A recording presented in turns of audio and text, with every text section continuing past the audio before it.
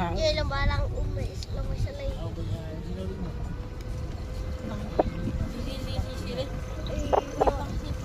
Jadi dia lang masayang ba?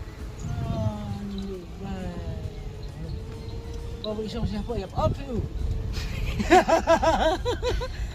Amal ni isang siapa yang bayar? Kita tu. Casting lobby. Ya. Ni, bandi orang bersih tu. Dah.